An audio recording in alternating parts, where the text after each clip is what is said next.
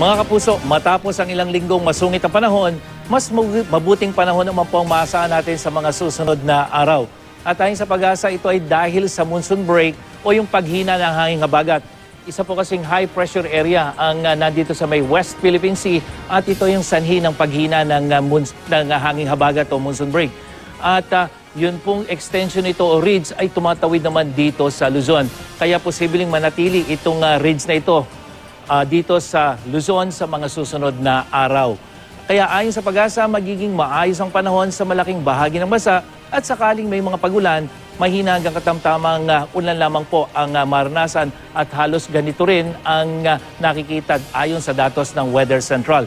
At sa Luzon, mahihinang pagulan lang ang inaasahan sa malaking bahagi, katulad po dyan sa may Baler, dyan sa may Clark, pero sa Bicol Region, bahagyang magiging makulimlim katulad dyan sa may Naga.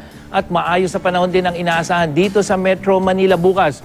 Pero bahagyang tataas po yung posibilidad ng pagulan, lalong-lalo na pagdating ng hapon hanggang sa gabi. Pero mga kapuso, yung pong ating init factor o damang init, magiging maalinsangan po dahil 38 degrees Celsius yung posibleng init factor. At posibleng magtagal yung magandang panahon na yan hanggang sa araw ng Sabado o sa susunod na 5 araw. Maayos sa panahon din ang babati mga kapuso dyan po sa Visayas at sakali mang umulan, mahina lamang po ito, lalong-lalo na dito sa may Boracay. At sa Mindanao, ganitong panahon din ang inaasahan, lalong-lalo na po dito sa may Coronadal, General Santos, hanggang dyan sa may Zamboanga Peninsula. At yan ang ating ulat panahon. Ako po si Nathaniel Cruz para sa I Am Ready, serbisyong totoo ng GMA News.